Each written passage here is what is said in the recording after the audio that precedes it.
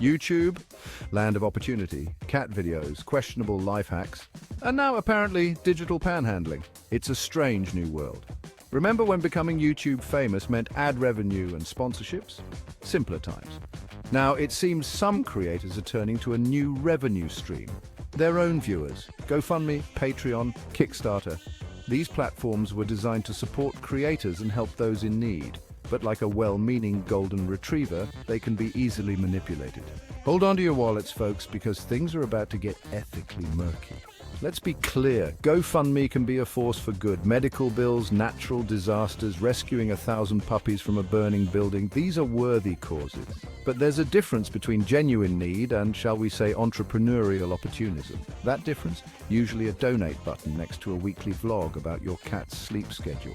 It's important to remember that these platforms rely on trust. Trust that the need is real, the money will be used responsibly, and that you're not funding someone's new hot tub. Unless that hot tub is for the puppies, then donate generously. So how did we get here? How did the lines between genuine support and exploitation become so blurred? How did subscribe become synonymous with support my lifestyle? It wasn't always this way. Once upon a time, subscribing was just about staying updated with content you loved. The answer, like most things on the internet, is complicated. The rise of monetization, sponsorships, and the gig economy has transformed the landscape. Some creators argue that they're just connecting with their community. Asking for help in tough times, they see it as a way to maintain authenticity and transparency. But when those tough times involve a new camera for unboxing videos, it feels less like community and more like, well, taking advantage. It raises questions about the ethics of such requests. And what about the viewers? They're not just passive consumers, they're active participants in this digital ecosystem.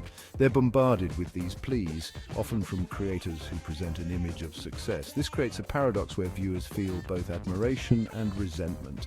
It's understandable that some might feel a sense of obligation, a pressure to donate, especially younger viewers. They might not fully grasp the implications of their financial support, feeling caught between loyalty and financial strain. Section 4, winning in court, losing in morality, the unreturned funds dilemma. Here's where things get really interesting, or should I say ethically dubious. The world of online fundraising is a double-edged sword. On one hand, it empowers creators to seek support for causes they believe in. On the other, it opens the door to potential misuse and ethical grey areas. Some YouTubers have turned to GoFundMe to fund legal battles, promising to return the money if they win. Sounds reasonable, right? It's a win-win situation for everyone involved, or so it seems. The donors feel like they're contributing to a just cause, and the YouTuber gets the financial backing they need, except sometimes those winnings never materialize. The promised refunds are nowhere to be seen, leaving donors in a lurch. The transparency that was once promised becomes murky, and the trust between the creator and their supporters starts to erode. The case is won, the YouTuber celebrates, and the donations vanish like a Bitcoin in a power outage. It's as if the funds were never there to begin with, leaving a trail of disappointed and disillusioned donors in its wake. This raises some serious questions. What happens to the accountability that was promised? Where do the funds actually go? And more importantly, what can be done to prevent this from happening in the future? Was the initial plea for funds genuine? Were donors misled? These are not just questions of legality, but of morality. The trust that donors place in these campaigns is sacred, and when it's broken, it affects the entire ecosystem of online fundraising. And why are we still talking about this instead of launching a class action lawsuit? Just kidding. Maybe. But in all seriousness, the need for stricter regulations and better oversight in online fundraising is more apparent than ever. It's time to hold creators accountable and ensure that the trust of donors is not taken for granted. Section 5.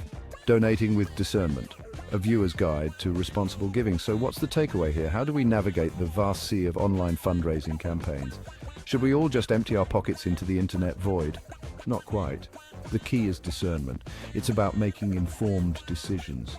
Don't let emotions or a catchy song about a cat dictate your charitable giving. Do your research. Is the need legitimate?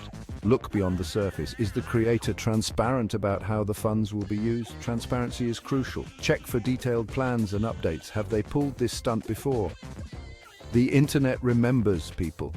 Look for past campaigns and reviews, and remember, donating to a GoFundMe should be a choice, not a guilt trip. You should feel confident and comfortable with your decision. If you're not comfortable with the request, hit that unsubscribe button faster than you can say monetization.